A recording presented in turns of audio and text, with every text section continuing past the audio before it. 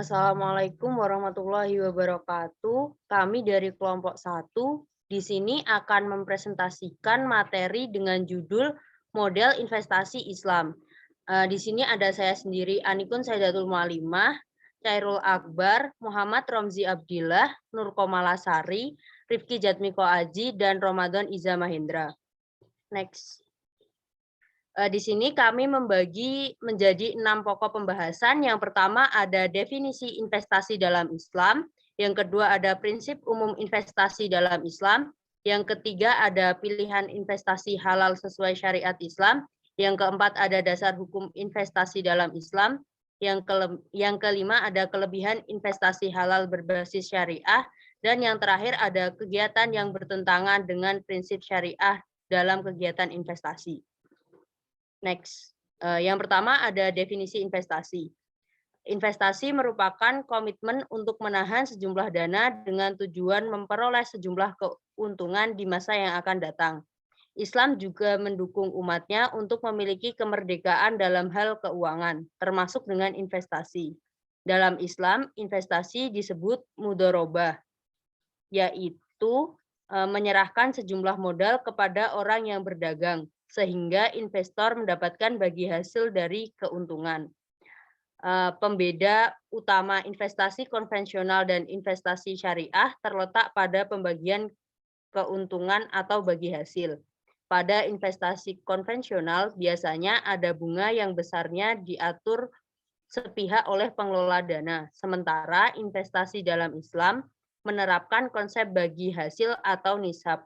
Dengan begitu, baik perusahaan atau nasabah saling menanggung resiko yang ada. Prinsip ini juga sering disebut dengan risk sharing. Next.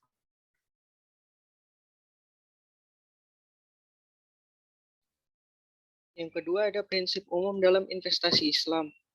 Prinsip yang diterapkan dalam investasi Islam diantaranya, yang pertama tidak mencari rezeki pada sektor usaha haram, baik dari segi zatnya atau objeknya maupun prosesnya, serta tidak mempergunakan untuk hal-hal yang haram. Yang kedua, tidak menzolimi dan tidak pula dizolimi. Yang ketiga, keadilan pendistribusian pendapatan. Yang keempat, transaksi dilakukan atas dasar ridho sama ridho tanpa adanya paksaan. Yang kelima, tidak ada unsur riba, maisir atau perjudian, goror atau ketidakjelasan, tadlis atau penipuan, doror atau kerusakan, dan tidak mengandung maksiat.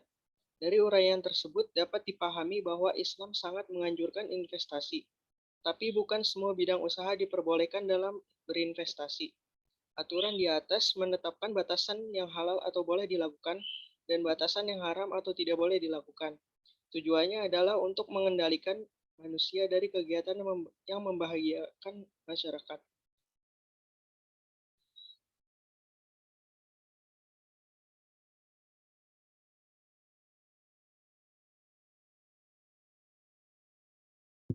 Selanjutnya ada pilihan investasi halal sesuai syariat Islam. Pilihan tersebut antara lain, 1. Investasi berbentuk properti. Hal yang perlu dilakukan adalah cukup membeli properti yang sesuai dengan kemampuan membeli. Dari investasi properti tersebut, kita bisa memperoleh keuntungan di tahun-tahun mendatang, serta harga properti naik dengan menjualnya atau bisa disewakan properti tersebut pada orang lain. Yang penting proses pembelian properti tersebut tidak melibatkan sistem bunga. Cara lain yang bisa dilakukan adalah dengan mengambil KPR berbasis syariah.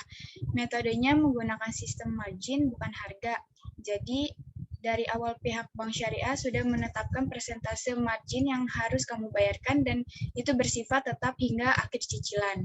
Yang kedua, investasi emas. Investasi emas lebih stabil karena harganya yang selalu naik secara progresif dari tahun ke tahun. Untuk berinvestasi emas tidak memerlukan metode yang rumit, cukup mulai tabungan emas dengan cara membelinya di gerai resmi seperti Antam dan Pegadaian. Yang ketiga, deposito bagi hasil. Pada deposito syariah, keuntungan yang diperoleh berasal dari bagi hasil yang menyesuaikan dengan keuntungan bersih pengelolaan dana.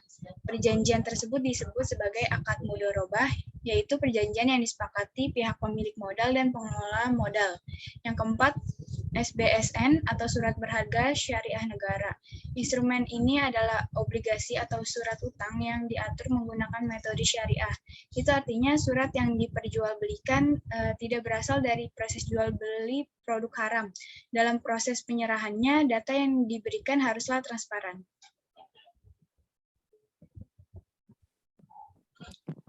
Selanjutnya, dasar hukum investasi dalam Islam. Dasar hukum dari aktivitas ekonomi termasuk investasi adalah Al-Quran dan hadis Nabi SAW. Selain itu, karena investasi merupakan bagian dari aktivitas ekonomi atau muamalah maliyah, sehingga berlaku kaidah fikih muamalah, yaitu pada dasarnya semua bentuk muamalah termasuk di dalamnya aktivitas ekonomi adalah boleh dilakukan kecuali ada dalil yang mengharamkannya. Akad yang bisa diimplementasikan di dalam dunia investasi yaitu yang pertama, akad pokok seperti syirqah atau musyarakah, yaitu akad persekutuan atau penyertaan modal. Yang kedua, akad mudharabah, yaitu perjanjian penanaman modal usaha tertentu. Yang ketiga, akad ijarah, yaitu perjanjian sewa-menyewa atau jasa. Yang keempat, ada akad wakalah, yaitu perjanjian perwakilan atau mewakilkan suatu kegiatan. Yang kelima, akad kafalah, yaitu perjanjian untuk menjamin risiko yang timbul dari kegiatan investasi.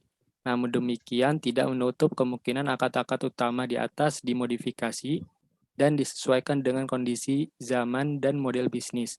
Namun tetap tidak boleh bertentangan dengan sumber utama primer yaitu Al-Quran dan hadis.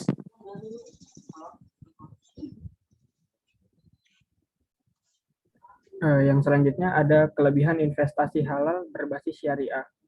Berikut beberapa hal yang perlu diperhatikan, termasuk keuntungannya sebelum memilih sebuah produk investasi berlabel syariah.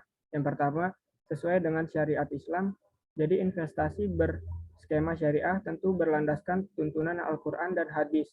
Dalam praktiknya, model investasi ini juga memenuhi syariat Islam, termasuk produk yang diinvestasikan tidak mengandung unsur haram, dikerjakan dengan cara halal, dan digunakan dengan cara yang halal juga. Yang kedua, bebas dari riba.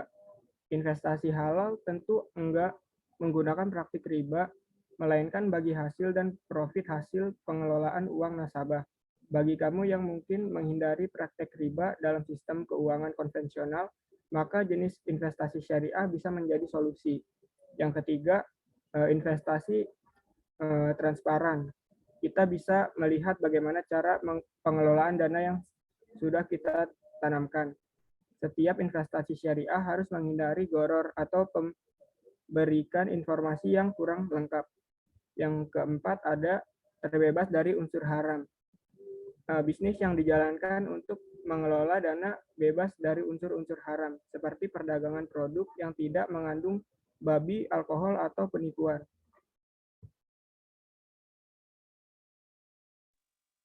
Selanjutnya, kegiatan yang bertentangan dengan prinsip syariah dalam kegiatan investasi. Ada beberapa jenis dari kegiatan tersebut. Yang pertama itu ada malsir, yaitu setiap kegiatan yang melibatkan perjudian, di mana pihak yang memenangkan akan mengambil taruhannya. Yang kedua itu ada goror, yaitu ketidakpastian dalam suatu akad, baik mengenai kualitas ataupun kuantitas optik akad tersebut. Yang ketiga ada riba, yaitu tambahan yang diberikan dalam pertukaran barang-barang riba al-amwal al-ribawiyah, dan tambahan yang diberikan atau pokok utang dengan imbalan penangguhan imbalan secara mutlak. Yang keempat ada batil, yaitu jual beli yang tidak sesuai dengan rukun dan akadnya. Yang keempat ada bai' makdum, yaitu melakukan jual beli atas barang yang belum dimiliki. Yang keenam ada ikhtikar, yaitu membeli barang yang sangat dibutuhkan oleh masyarakat pada saat harga mahal dan menimbunnya dengan tujuan untuk menjual kembali pada saat harga lebih mahal. Yang ketujuh ada tagrir, yaitu upaya mempengaruhi orang lain, baik dengan ucapan maupun tindakan yang mengandung kebohongan, agar terdorong untuk melakukan transaksi. Yang kedelapan ada goben, yaitu ketidakseimbangan antara dua barang yang dipertukarkan dalam suatu akad, baik dari segi kualitas maupun kuantitas.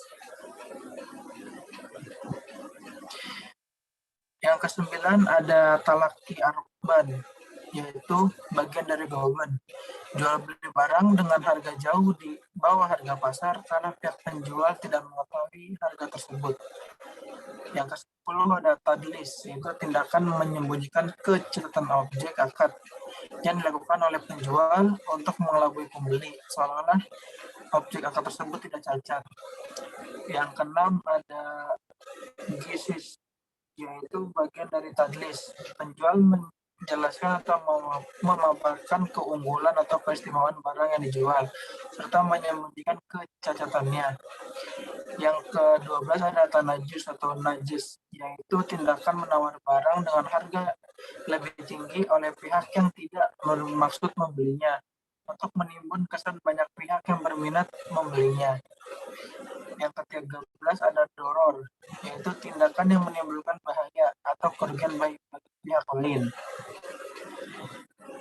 Yang ke-14 itu ada riswah, yaitu suatu pemberian bertujuan untuk mengambil sesuatu yang bukan haknya, membenarkan yang batil dan menjadikan yang batil sebagai sesuatu yang benar. Yang terakhir itu maksir atau zalim, yaitu perbuatan yang merugikan, mengambil atau menghalangi hak orang lain yang tidak dibenarkan secara syariah, sehingga dapat dianggap sebagai salah satu bentuk penganiayaan.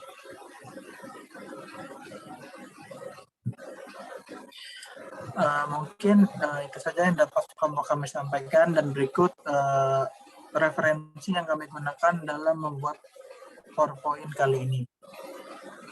Sekian yang dapat kami sampaikan, kurang lebihnya mohon maaf. Wassalamualaikum warahmatullahi wabarakatuh.